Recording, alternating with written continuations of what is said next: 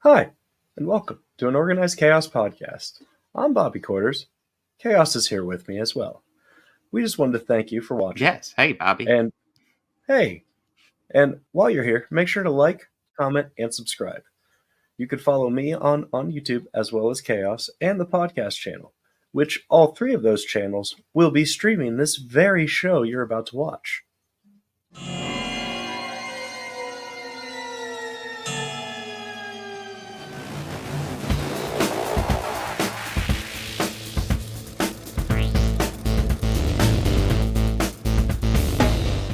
All these counselors start dropping dead, left and right. Heinous killings. Turns out, that kid who drowned the year before, his mother came back to that camp and exacted revenge.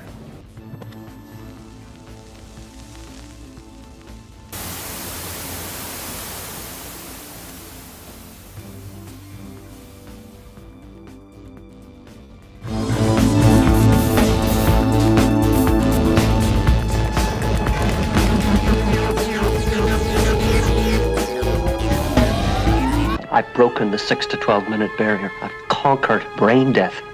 His experiments have always been unorthodox. But lately they're getting out of hand. He lives out in those woods. In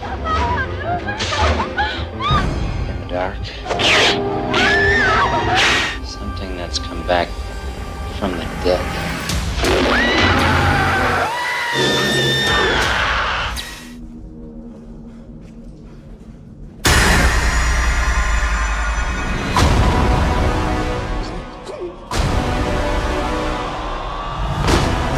Do when Michael comes back for you, because he is coming. Before we start, do you have insurance? What? Your coverage good? Like, do you have dental? Is there a hospital nearby? Is it like too far? About like 25 minutes, I'd say. I just slapped you. Are you all right? What? All right? What?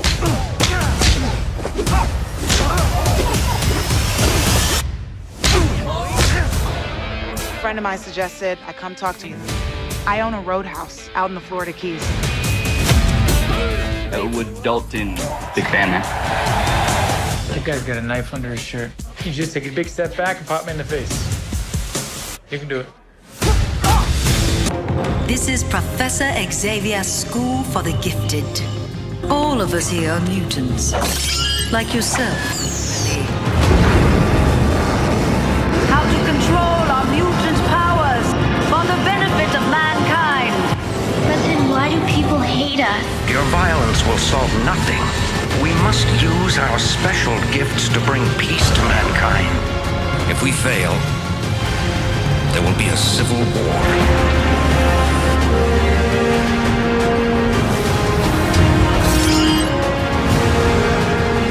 It's an unimaginable evil.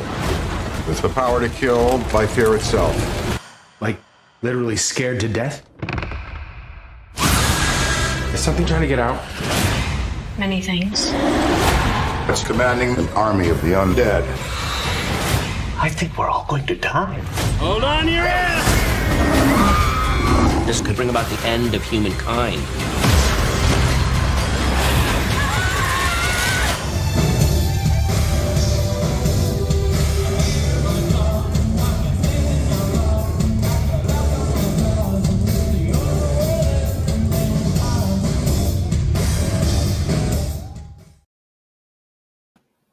Hey, how's it going, people? Hey, Bobby Quarters here. Gary Newman. Organized Gary Chaos. Newman's bringing about the end of all mankind. Bobby didn't know that. I did not know that. He looks very desolate and, yeah.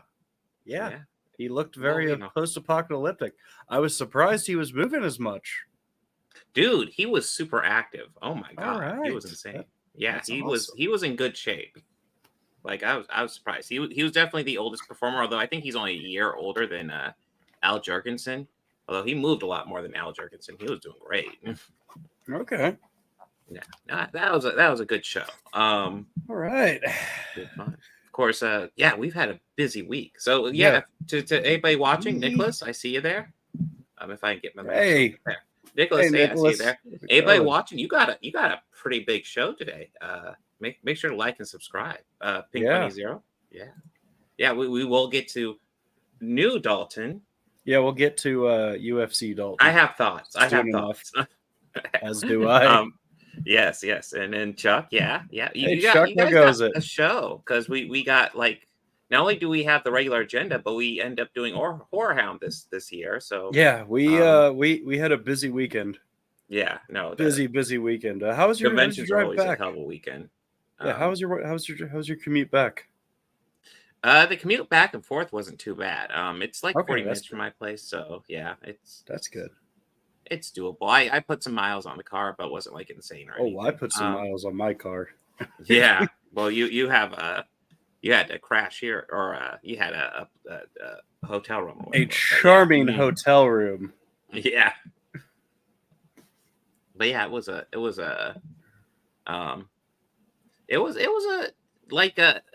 I had not done a HorrorHound before. Here, let me go ahead. Actually, I'm doing this a little bit differently. I'm pulling up web pages now, so we can look at those and actually do like live research. And StreamYard is not doing anything for me right now, so this is good. I like this. It's frozen on me. We're winning right now. Thank you, StreamYard. Well, as soon as it comes up, we will have a nice little. There we go. I love that. Listen, we're only live, so let's go ahead and throw a wrench in there. Like I've said, fuck it, we'll do it live. Yeah. Just do it live. I know that, like right at the top there, it's an evening with Henry Rollins. I did not do that. I did not, because Friday, which is when Henry was there, was one of our busiest days that weekend. Yeah. It was busy for me because I had paid for photo ops, which I will show off later. So I think what was it? We had to run to one panel. We just did the Re-Animator panel. Yeah, I had to set up recording software, like my camera and my portable mic, tear all that down, rush over to the photo ops, and then get one done. No, I had a photo op before that, yeah. So I had to hurry and get one done with Jeffrey Combs, then rush over and get the Re-Animator panel. Yeah. And then rush back over to the photo ops. Well, if you had to rush and get Jeffrey Combs and rush to the Re-Animator panel, then I'm betting someone else was rushing too. Yes, I know he was, but I wasn't getting a grand introduction as he was. Yeah, true. And technically it wouldn't have started without him. So yeah, true. And then I had to go over get one with Mick Foley and then back for Evil Dead. Yeah, well, Evil Dead was Saturday, but was that? Yeah, it was a bit. Weekend's kind of a blur. Yeah, it does. Well, especially Saturdays of conventions will blur. I will say this is quieter than the Cincinnati Comic Expo, which is nice, but there still is a whole lot to do. And the thing that I discovered that I absolutely loved about this convention. You still have the celebrities. Like I met Jeffrey Combs. He was the only one I ended up doing to save money. Sam Raimi was tempting. Oh my god! I splurged for Ted, and I ended up getting Ted's tempting too, but not as tempting as Sam. Yeah, Ted's played a lot of memorable characters, though. Yes, he has. Yeah, like if they were Ted, I'd lean towards getting a Joxer thing signed. See, I'm kind of surprised with all the random roles Ted has had. I'm surprised he doesn't have Star Trek in his credits. Because if he had done Star Trek, he had Sequest photos up. He had some Sequest photos, which is not the same. It's like franchise. It's like Diet Star Trek, but it's like Star Trek but underwater. And Roy Scheider. Yeah. Well, Roy Scheider. Legend right there. Yeah, so like we get like some fairly big they had some pretty big celebrities there, and I will say the one thing I loved about this I discovered was the freaking film festival.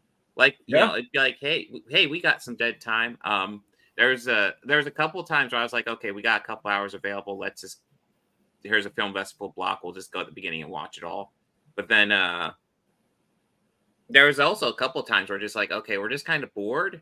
We'll just walk in there and see what's playing. And there's like, I would say the vast majority of the the movies, or it was mostly short films, but there was a couple of features. The vast majority were pretty cool, and it was all indie projects, and almost all of them, with, I'd say 75% of them, after the movie would end, there'd be a Q&A after it was over with the filmmakers. Okay. Which was very, very cool. I really enjoyed that aspect quite a bit.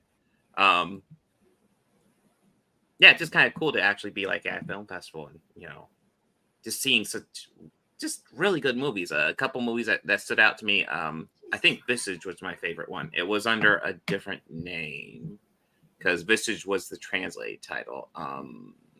Here we go. Should be able to bring it up here. Takes a second to load.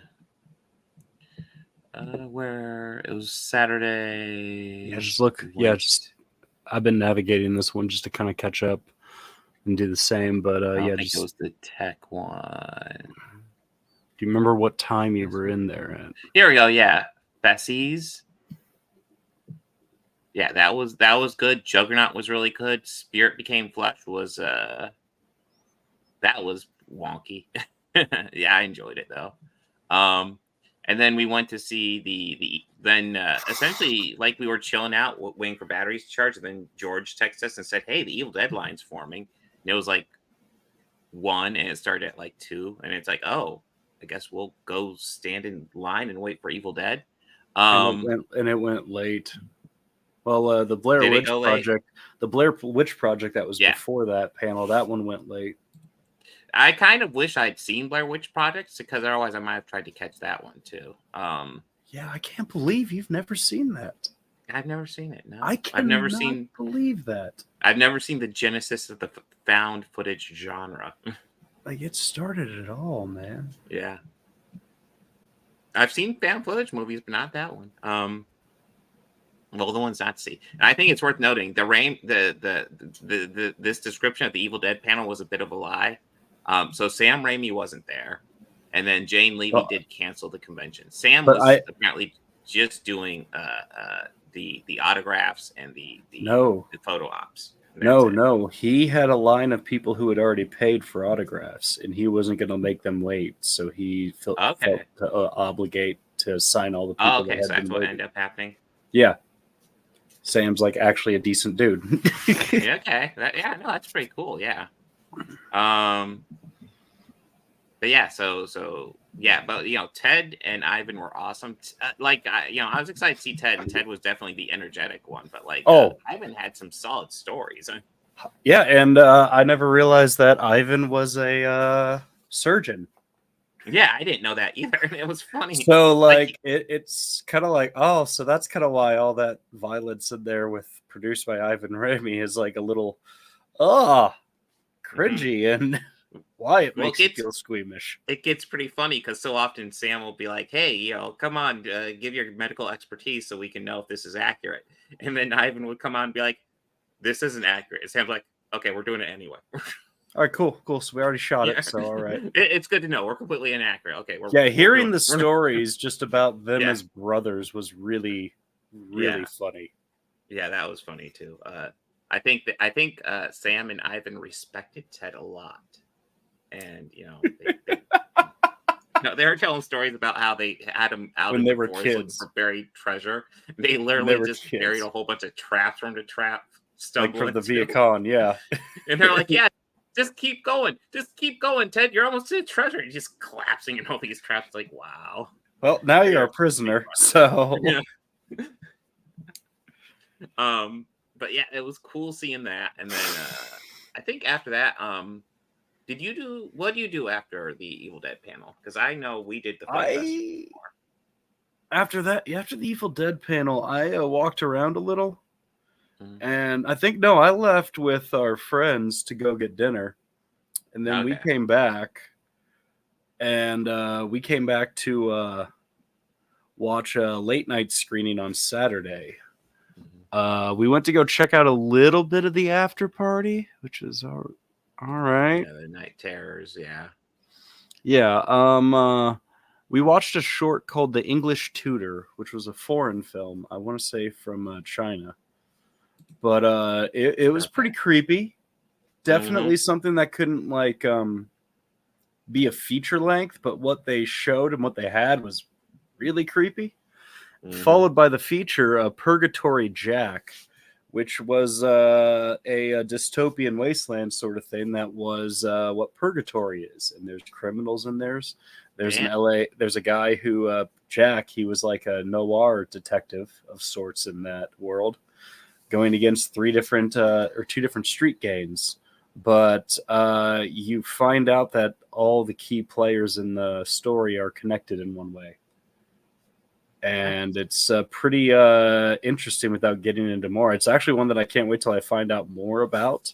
Like if it finds out streaming, because I'm going to want you to watch it so we could watch it for the show, because I will gladly watch that again. Well, like I said, I'm gonna try. Like some of the films I saw, I've already found connections to a couple of filmmakers. I'm gonna see if maybe they want to come on the show at some point. Because let me know so I could at movies. least so I can like yeah, so I could check I will out let you know. so I could check the movies out before we I know after the panel, it was directed and written by the Butler brothers, Brett and Jason. Okay. Yeah, it was great movie. Did not disappoint.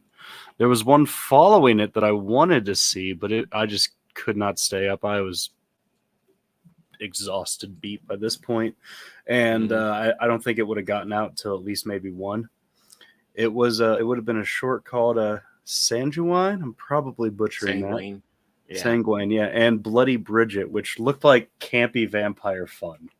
No, like I'm sure I didn't have the energy for that, but like part of me wanted to kind of just hang out and watch the independent movies because they were so good, guys. They like, really were good. On average, that like you're dealing with hits way more than misses. There's misses, but like not too many. Now, aside from all that, though, we like you said, you did spend some money on some merch too. I also did. Yeah, well, I couldn't resist the Jeffrey Combs. I had to get my Star Trek collection. No, I couldn't resist getting a Blu-ray copy of Pod People. Oh, nice! Oh my God! And it comes with the soundtrack. And you know what? I don't think I have the digital copy queued up, but I do have like my Jeffrey Combs right here. Oh, nice! I don't even know where I can get my digital photo ops, but I also picked up one of my favorite B movies. A film directed by Les Claypool that's parodying jam bands. Also, two of my favorite Trauma classics, the entire Toxic Avenger collection and Cannibal the Musical. Very nice. I also got this pretty cool Jason mask, and I asked Mr. Kane Hodder to sign it. That's awesome. I'm trying to see if we can get You can kind of see it. Yeah. Yeah. There it is. Yeah. That was cool. He is a terrifying person in real life, but very kind.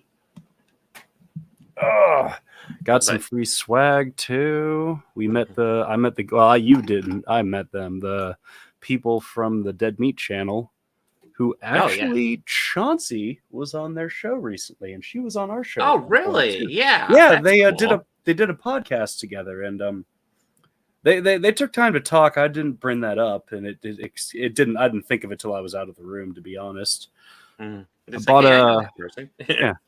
a mystery box, which I got some comics.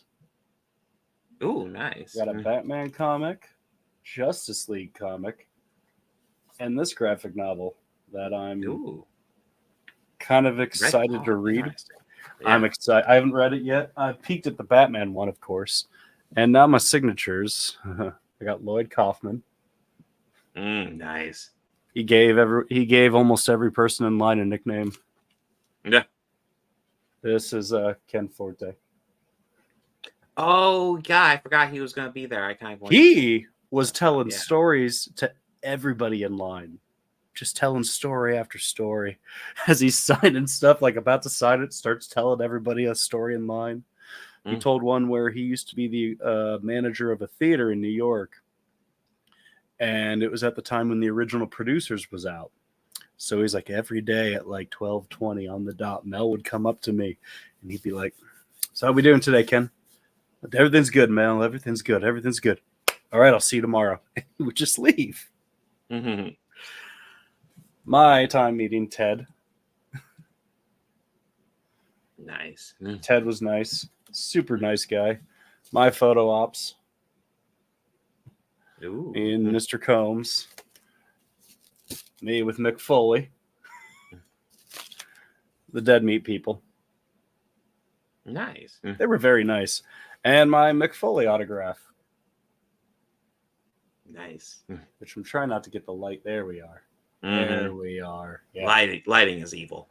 Lighting is evil. And also, I got a question right in the during the film festival that we attended, and I won a prize. Music. Oh yeah, I never got like I don't think I rose my hand fast enough. But- I knew most of the answers, but yeah. Yeah, I did too. My question was easy. They weren't too bad. My Yeah. question was really easy. And this No, movie, like I can tell you, like one of them, they had 3 questions, and it was like 2 I knew immediately, and the other one was like, does that even have an answer? So the first one, oh yeah, what it was like what 2002 movie was about like a videotape that kills you when you see it, or something like that. The Ring. And it was just like, The yeah, it was Ring. The Ring. It's cake. And then the third question, I'll get to the second question. Man, I didn't forget about the third question was what was the brand of doll that Chucky was in the Good guy. in the Child's Play movie? And I was like, oh, it's a good guy doll. Yeah, And then the good guy second question was one I don't even think had a answer.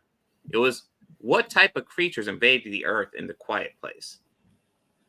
And all I could think was aliens. Like, I don't think they're named. I don't.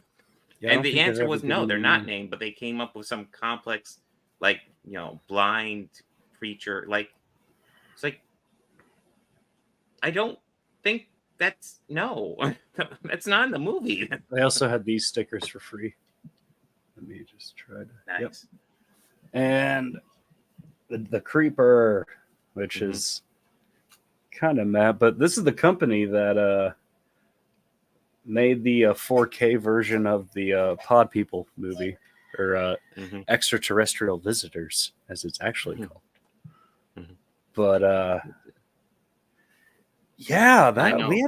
we had a good weekend, Yeah. I would say. Oh yeah, no, I was gonna say Saturday after the Evil Dead panel, like we decided to go ahead Hey, and Craig, do how's it going? Yeah. I also saw Yeah. Craig this weekend. Oh yeah, Craig was there. Yeah. I didn't see it, but Bobby did. Oh, I was like, God damn it, I want to meet. Thank you again for watching. watching the show, Craig. Thank you. But like they had Cheat as like at the end of the day movie. Well, end of the day for me, I wasn't staying super late. And it was actually the US premiere of it, so it was pretty cool to be one of the first in the US to watch it. So but yeah, we got to check that one out. It was pretty cool. Definitely a very well done movie. Had some fantastic aerial shots. Like whoever, like I had to ask him, like, was that just a drone? Like how high they were? They had to be a drone, but it was so steady it looked like a crane. They're like, What did no, he we end up just had a saying? really good drone guy. Okay, nice. It's like, wow, that's like insanely good shots. And that was a solid movie. I'd recommend it. And like we had plenty of time between. It was 5 when that movie started, and then the Evil Dead panel ended around 3-ish. We had some time to kill, and we were just like, fuck it, we'll just walk into whatever's playing during the film festival. And we end up walking in the middle of Satanic Soccer Mom from Ohio. I saw their booth and I wanted to go up and talk to them, but that was a movie. It was shot on a cell phone, and you can kind of tell there's a cheap ass look to that movie. okay. But it was funny. It was charming. Alright. Like we walk in and there's this woman talk to a devil, and she's like kind of pissed at somebody else, and she's like, God damn it, I just wish this person's tits would fall off. And the devil's like, okay, and disappears, and she's like, oh wait, what did I just say? And then later on, there's a scene where we see a person's tits fall off. And then later on, there's a scene in the car where it's like, okay, I have this crazy story to tell you. So like literally, she was just giving a speech and her tits fell off, and it was like, oh my god, this is funny. You could tell there's a budget to this movie, but like it had a solid tone. It was very entertaining. I I'd say it's worth checking out. Like, Okay, it was fun. Like, it definitely had like little audio issues where it's like you could edit that out, you could fix it. But like, it was a fun little movie. It was a weird one to walk in on, but yes, yeah. Pink Bunny. Primus does suck. All 7 times I've seen them, they've sucked. I think I saw their touring with touring Coheed and this year. I Cambria. was thinking about bringing that up. With Coheed and Cambria. But yeah, Yeah, I think they're touring with Coheed and Cambria.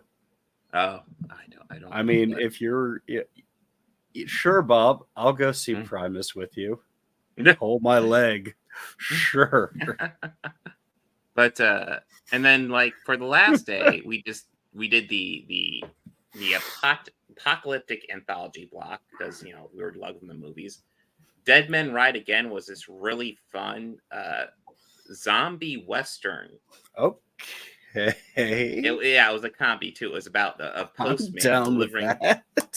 postman delivering messages, and he's a really good gunslinger. Not because he's actually never fired a gun, but like when he's traveling across country, he's just bored and playing with his gun. But he rides to this town to deliver a message, and the sheriff is a zombie, and he meets a woman, and he has to survive, despite the fact that he is definitely not particularly smart.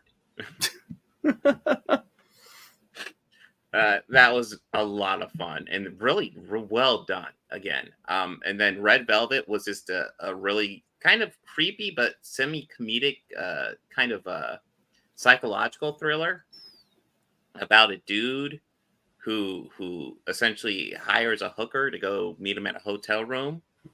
And then we learn about this nuclear tower explosion that released a gas that will cause hallucinations. And so, he's just in his room, and the hooker knocks on the door, and they're talking, and she's like, "Hey, I need to go wash up." And he's like, "Okay, go ahead and wash up." Then he gets a phone call. The phone call says, "Hey, sorry, your hooker's running late. She'll be there in about 10 minutes." And then he's like, "What the hell?" You hear the shower running and everything. He's going into the shower. He's going to see if she's actually there. And then his door knocks, and the hooker's at the door, and still apparently showering. And it was probably my least favorite of this block, but like it was still really well done. I don't want to give away too much, and I think I gave away a lot of it in the upcoming video. But yes. And then Last Butterflies was that's a really sad movie, but really well done about essentially about global warming. And if humanity keeps on pushing itself, what's going to happen to the individual people. It's kind of a cool little, like, it's just about a family, and as the world's getting destroyed, what's happening to this family. And then we ended the day doing it should be right here. Oh yeah, the Halloween Ends panel. James Jude Courtney and Rowan Campbell discussing Halloween Ends, which was a pretty fun panel. I wasn't sure if I'd do that panel, but I was like, let's just do a panel on Sunday. I don't know which one to do. We'll just do Halloween Ends. That's pretty fresh in my mind. And those guys were solid, and they had good information. Do you remember my daughter's question? Yes. Yeah, she was asking Rowan Campbell, was there anybody you had in mind that you were kind of thinking of when you did when you were playing the character of Corey in Halloween Ends? And he said well, I think Christine was the movie he was coming up with as the biggest inspiration he'd come up with. But my daughter actually had a specific movie in mind when she was asking that, and I don't know if it was in his mind when he did the movie, but I could see a lot of parallels, and she was thinking of JD from Heathers. It's like, I could see that. But yeah, that was a good panel. God, they talk about how James Jude Courtney gets really bruised up in that movie. And he, like, I will say, the dude's in good shape. I remember when he walked on stage, I was like, oh wow, I thought he was older than that. He doesn't look that old. Yeah, no, he's 67. He's in good shape for 67. I'll just say that.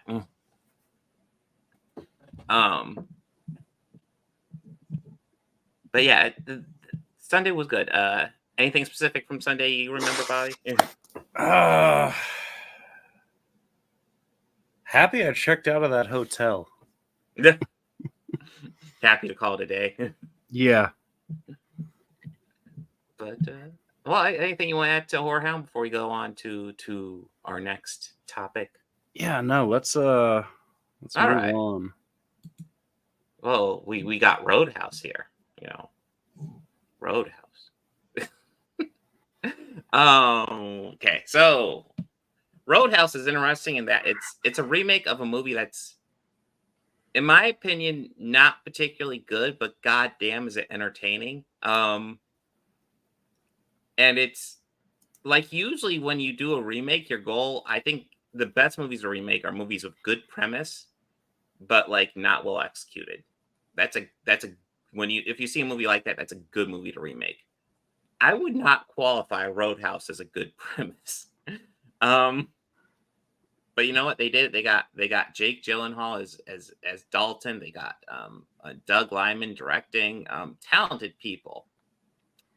And I would to give my broad overview view, I would say I think in a lot of ways this is technically better than the original, but at the same time definitely less enjoyable. Like I would give this a tepid recommendation if you think the first one is entertaining. But I also don't think I would ever watch this again for what that's worth. What are your thoughts, Bobby?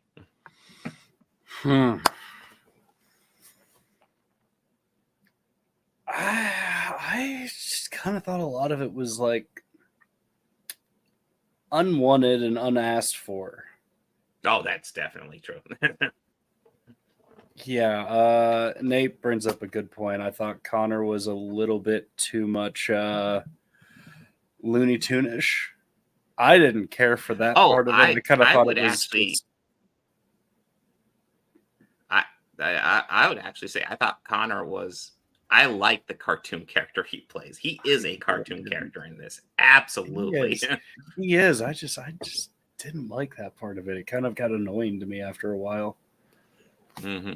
But I guess I could see that. Yeah, there's parts of the story that they changed that I didn't like a lot, like how the UFC thing and how everyone knows how he killed a guy. I just kind of like that mystery behind it in the original, where like you just know Dalton killed a guy. True.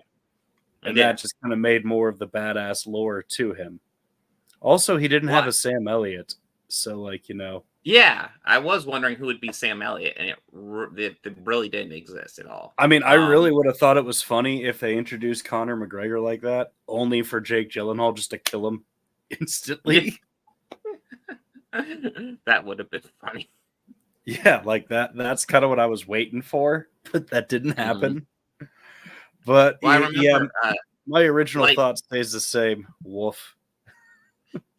Yeah, like I said, I can see that. Like, I definitely don't enjoy this as much as the first one. I will say, like, the idea of him being the fight scenes looked great. Fighter, yeah, don't get me wrong. The fight scenes really looked amazing. The idea of him being a world famous UFC fighter was actually realistic. I could see that.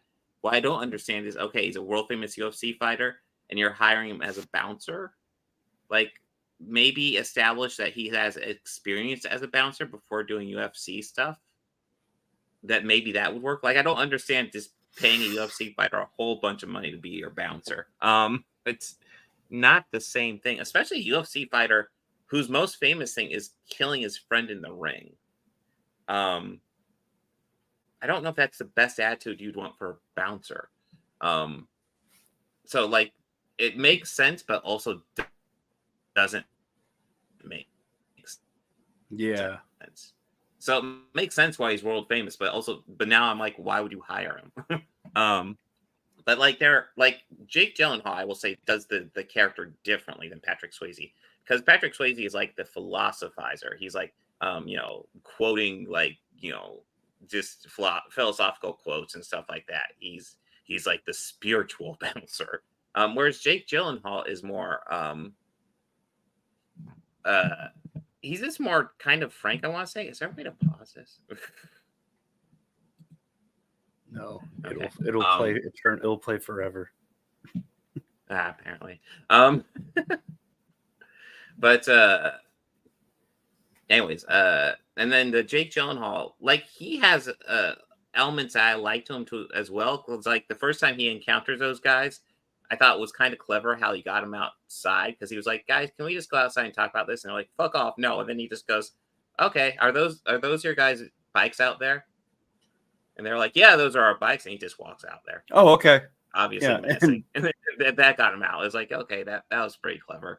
And then he's like asking, "Do you guys got medical insurance? Is there a hospital near here?" He's making sure they're all going to be in shape and kind of figuring out how much he can beat them up. I thought that was kind of fun. And then they get to the hospital scene, and the first half of the hospital scene with him and the nurse is like verbatim almost taken from the original movie. Yeah. And then they cut away before we get to Pain Don't Hurt. And I'm like, oh, you got to do Pain Don't Hurt.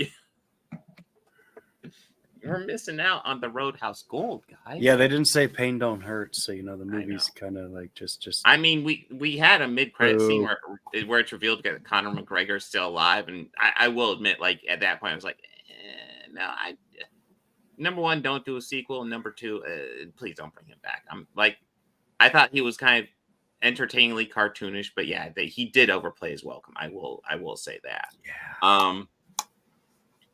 But I was more interested in the rich kid evil guy. Yeah. Yes. Absolutely. But I mean, yeah, the Ben Brandt, who is your new Ben Gazzara. Post Malone gets pretty high credit on here for having almost no role, which was really, I guess, just You know why? I'll tell you why, Chaos. Mm-hmm. Because he's Post Malone. True. That's the only reason why.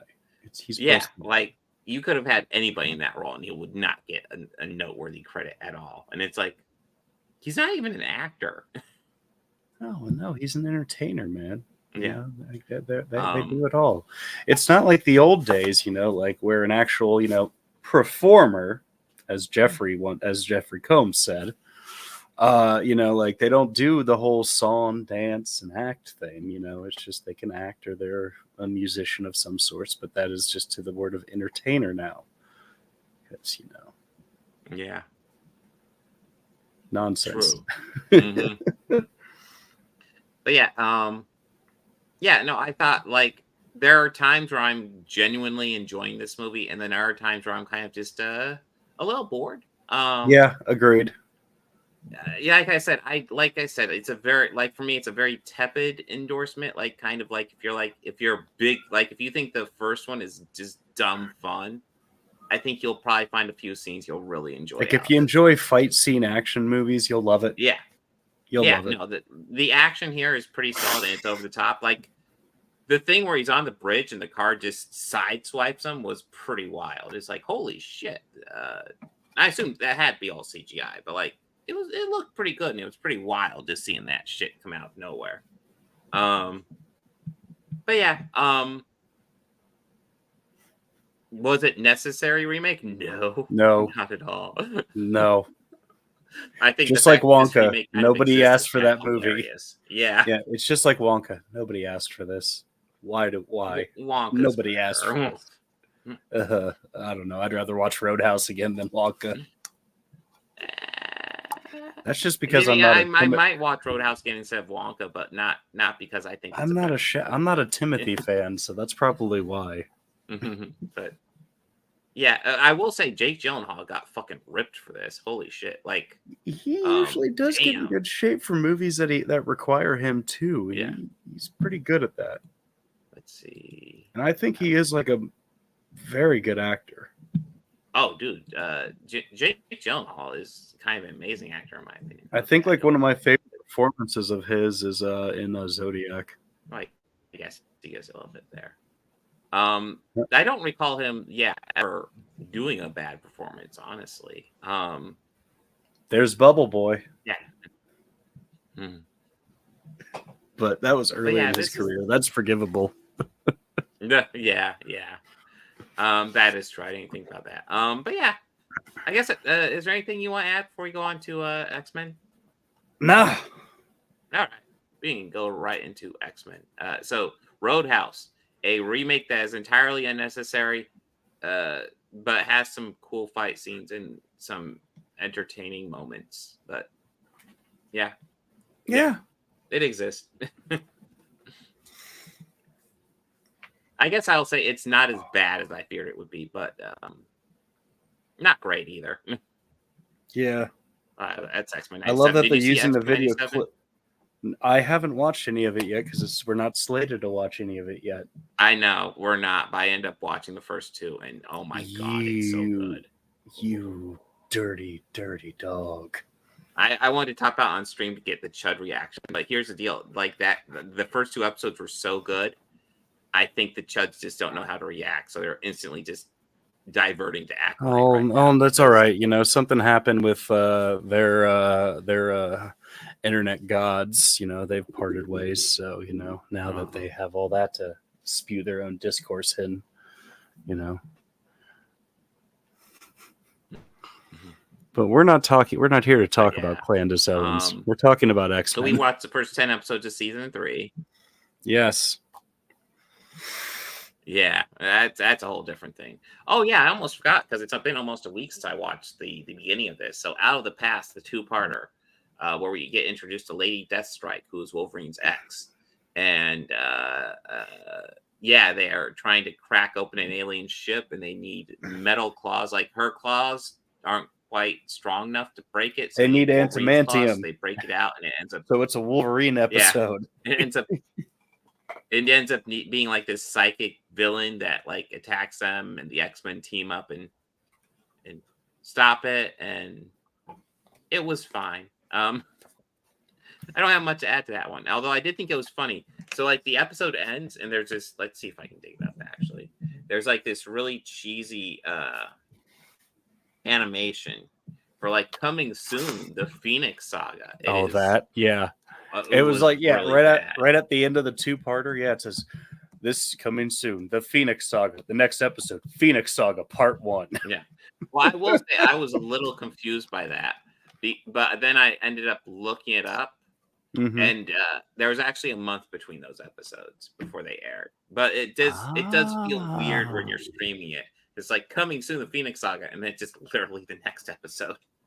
Well, I mean, they didn't lie. They didn't lie. It's like it's right there.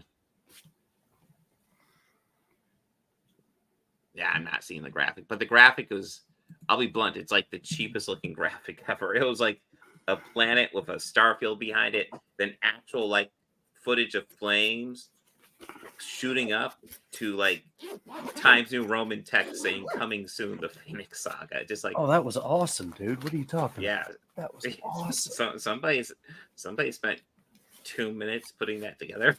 Well, at the time, man, that probably took a lot longer than 2 minutes, man. Possibly. But then we do get the Phoenix Saga, and I remember when this aired because it was actually a Monday through Friday thing where it was like it aired after school for like a week, and yeah, I remember as a kid I was really excited to catch each and every part after school. How old would I have been? I will have just turned 13 when this was coming out, so yeah, that would have been exciting. And rewatching it. What was this? When did this come out? Like these episodes? 1994. September. I would have been 9. Damn. That is the age one difference. Is it just me, or is the animation for season 3 probably a bit worse than season 2? Like not drastically worse, but I felt sometimes I notice it's a little more crisper. Yeah. Just a little crisper. Yeah. And sometimes it looks like it's that super early computer animation. Mm-hmm. Like where maybe that's it. Maybe they're kind of adapting more to computer stuff, and there's a choppiness being thrown in because they're not quite sure how to do it. But the Phoenix Saga was kind of cool to watch to check out. And then and here's the thing that was interesting. Did you watch the Disney Plus first 10, or did you just follow the IMDb? I watched the Disney Plus. So did I. And here's the interesting fact that I figured out. So, like, if you go to season 5, and I remember watching it years ago and remembering that they did this. What they did for season 5, because they didn't have all the scripts they need, is they dug up scripts that were essentially chucked in earlier seasons, and that were supposed to play earlier in the series, and they just made them and just played them in season 5, even though chronologically it didn't make sense. And what they did was they actually moved. What Disney Plus did was they organized the episodes so they make chronological sense.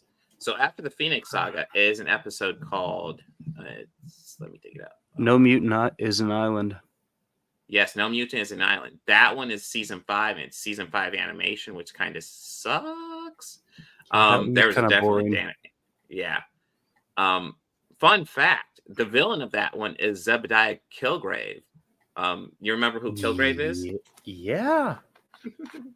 Yeah. It's good old David Tennant from Jessica Jones. I was like, so when is he going to start whispering to people? Yeah, when is he going to start whispering and manipulating people? Oh, he's not? He did okay. He was doing it to the kids, but then, like, it's... Like, this is a Cyclops episode. It's Cyclops dealing with the loss of Jean Grey after the Phoenix Saga. And it never mind the fact that it was made 2 years later. Sure. But he's going off and he's helping these kids in this orphanage, and Kilgrave has the ability to mind control everybody, and we know this. This is a comic book fact. He's a famous villain who's been around for a while, and Cyclops essentially stops him, and Kilgrave really doesn't seem to ever try to control him, which seems like kind of an obvious way to stop him, but no, it's really weak sauce Kilgrave. Like, David Tennant Kilgrave is so psychologically terrifying that watching this one, it's like, what the fuck is this character? It does not feel like the same character. Where did David go to get those ideas? Yeah. Well, a lot of those, the Kilgrave he did was more based on, although not quite the same, it's more based on what actually happened in the Jessica Jones comic book. But yeah. I feel like this just feels like they're dropping Kilgrave in there because they need a villain, and they have him use his powers occasionally, but it's not right. Anyways, after this, we get to the actual season 3 episode, Obsession, where Archangel is obsessed with finding and stopping Apocalypse. This is, in my opinion, a pretty cool one. I kind of like how Beast is able to kind of form a bond with Apocalypse's computer, who seems kind of sick of Apocalypse too. And they kind of work together, kind of get Apocalypse trapped. It also makes sense how Archangel is kind of insane trying to stop Apocalypse. I thought that was a solid one. But then we end with another season 5 episode.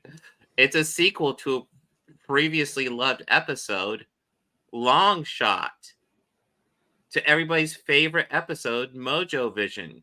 Oh, I was just ecstatic about this one. It was great.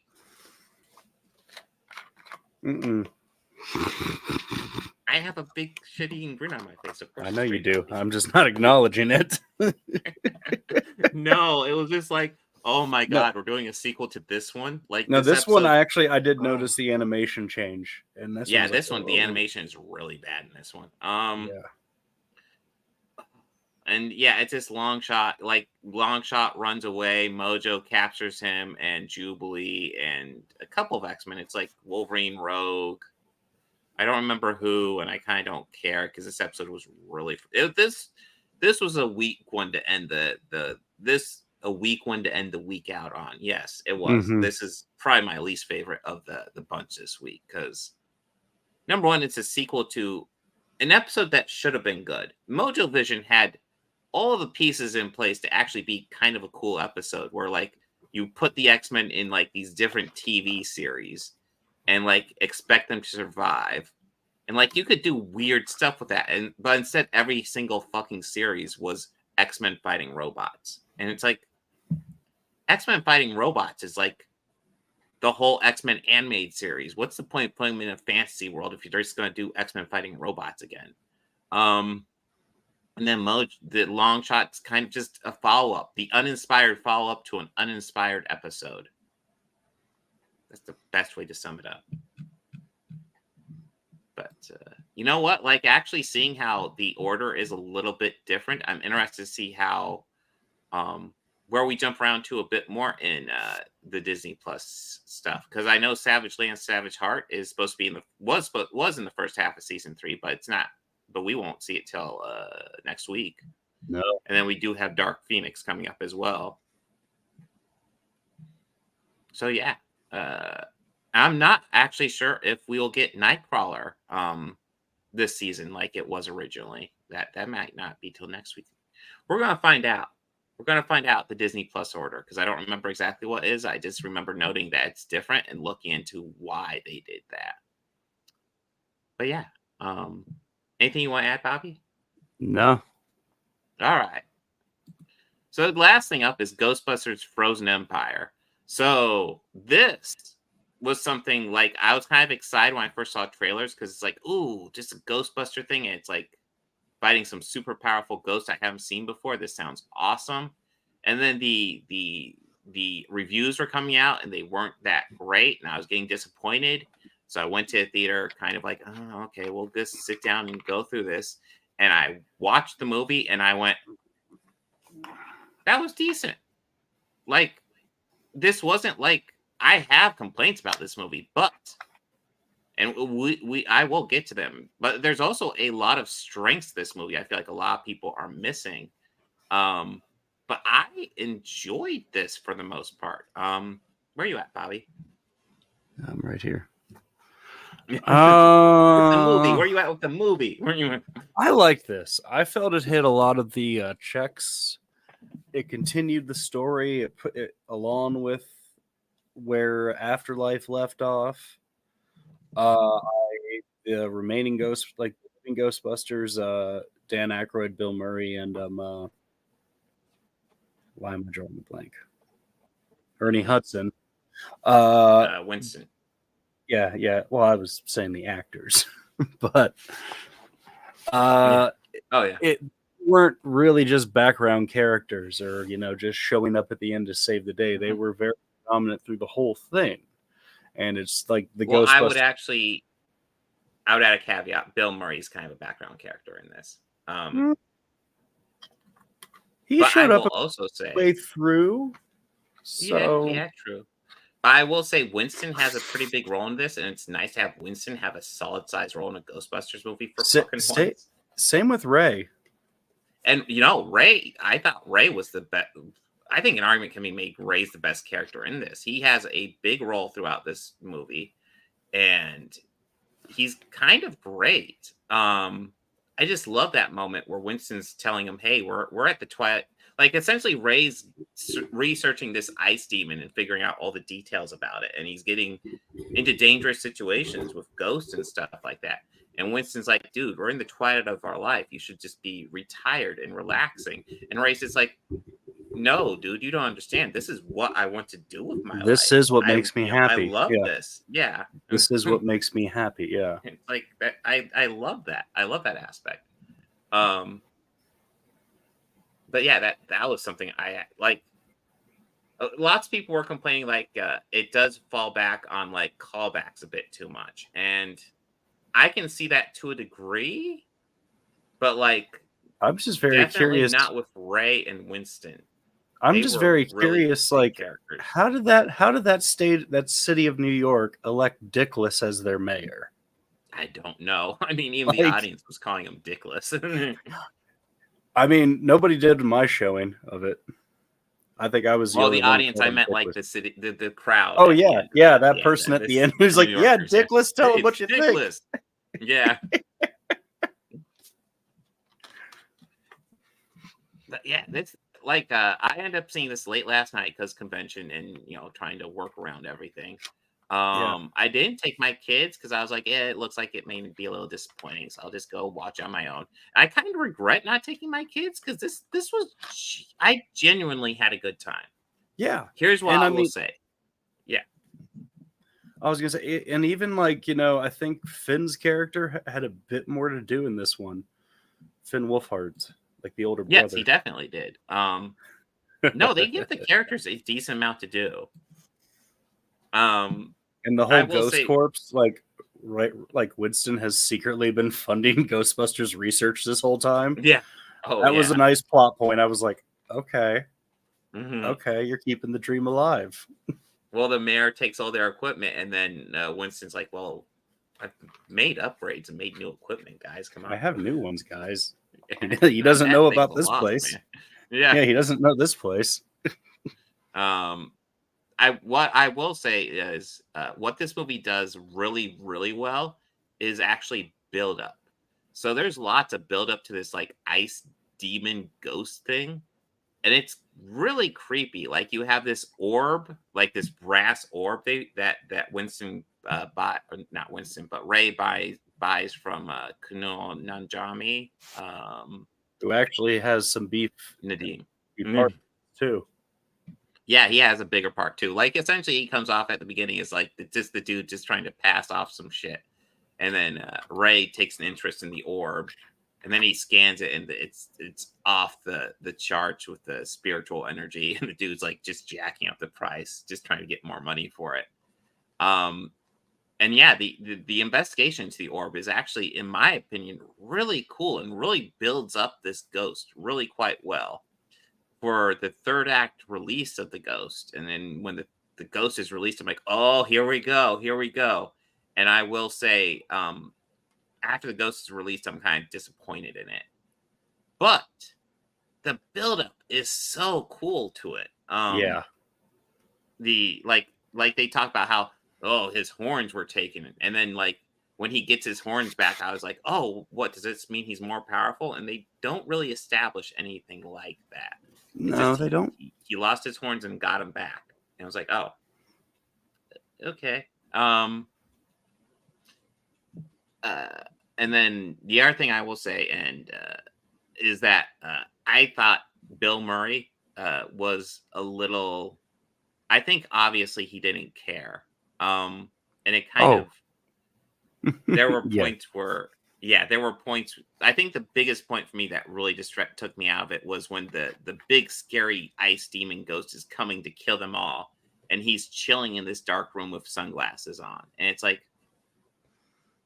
I understand Peter doesn't take things seriously, but it kind of killed the mood a bit for me, just seeing how unseriously he's taking this. I mean, I guess people bought those same sunglasses. I read that somewhere. I don't know. Really? It could have just been a Chud shit posting, but yeah. Bet you all feel stupid now. He wore them for a few moments and then took them off, and it's just Okay. Okay. I will say it is nice to see James Acaster in here. Like I saw that the character and I was like, God, that guy's familiar. It took me a while until the cast list came out. But I was like, oh, it's James Acaster. He's awesome. He's a cool stand-up comic. Actually, I have a clip of James Acaster. Hold on. Yeah, I got him in here. I have to have him in here, right? Oh yeah. So yeah, this is why I play a clip of him anytime we're dealing with Chuds being transphobic. Oh yeah, because it's been long overdue a challenge. The trans community. Oh, they've had their guard down for too long, if you ask me. They'll all be checking their privilege on the way home now, thanks to you brave little cis boy. Yeah, he is awesome. Like part of his act has become kind of making fun of comedians who just take the low road and make fun of trans people. It's like that's awesome. That is. But yeah, it was cool seeing him in this movie. That Emily Oswald has a cool little exposition scene. We also get a callback to the first movie in that with the ghost in the library. The same ghost. I could have maybe done without that, but I don't know. It was fine. like I said, there are moments where I feel like the callbacks were a bit too much, but I don't Well- think I don't think it kills the movie at all. No, I know that there's like there was like an idea that Dan Aykroyd had for a third movie that did involve the lions coming to life outside the public library. Yeah. So I'm kind of happy to finally see that. And that was really cool, I thought. Yeah, that was very cool. And like, I'm not gonna lie, when he was reaching up there and the lion's head moved, it was like, oh shit. yeah, it's like, oh shit. You better get going, right? Yeah, for I do think it's kind of wild. So like I know review wise right now, like Roadhouse is actually getting better reviews than Ghostbuster Frozen Empire, which I'll be blunt, kind of confuses me. Because I just thought this was good. Like I don't think it's as good as Afterlife, but I would still definitely call this the third best Ghostbusters movie. Oh yeah, I mean, absolutely. nothing's going to compare to the original. And then Afterlife was solid, and then this is not quite as good as Afterlife, but still pretty solid. Yeah, even the ghost effects in this were pretty good too. Yeah. I thought like while the ghost coming to its like there was one little thing that bugged me, like Winston saying, "Oh, we got the firehouse because it was like a center for like spiritual activity." I think it might have been funny if he said something like that, and then Ray cuts in and says, "Oh, is it? I got it because I like the fire pole." Because if you remember the original, like they're there and like Egon and Peter really disliked the place, but Ray really liked the fire pole, and they were getting it with the mortgage off Ray's mother's house. So Ray's vote counted a lot more than theirs, so they got the place. Yeah. I like him just saying, "Oh, we got for a center of spiritual activity." It's like you could have had a fun joke off that. Instead, it just comes off kind of like you're retconning a bit. Again, it doesn't kill the movie whatsoever, because I think the pluses far outweigh the minuses with this. This isn't flawless, but this is an entertaining movie. If you want to go watch a new Ghostbusters movie, I recommend this. There's plenty of Ghostbusters fans out there. I think you will go and have a good time with this movie. Absolutely. Anything you want to add, Bobby? No, you All right. got it all there. All right. Next let me go week. ahead and yeah, let's dig up next week. Next week, it looks like we got Godzilla X Con. The rest of I did see X-Men lots of season commercials 3. for that coming out. I was like, oh, is that coming out soon? Yeah. And then we're watching Discovery season 1, episodes 1 through 5. The first few episodes. Cool. Well, that series, I will say, the first season of Discovery is a bit rough, but I am excited for season 5 because it, like, essentially after season 2, it gets better. Okay. Not after, during season 2. And then we're finishing off X-Men season 3. Whatever Disney Plus calls X-Men season 3 is what we're finishing off. That would be a good show. Yeah. All right. So everyone, party on and be excellent to each other. Oh yeah, I guess I'll do quick ads here. Initiative stream will be Wednesday. And then Thursday I got my solo stream. And then so this week's kind of normal, but then next week, guys, I'm not going to be doing a solo stream, and I'm probably not going to do the initiative stream either. I might take that week off of those, but I will still be doing the podcast on Monday, and I will be doing streams for my kids. That's actually during my spring break, so the kids are going to be here. So I believe it's April 4th. Lindsay will be coming on, and we will be doing a Star Trek First Officer ranking.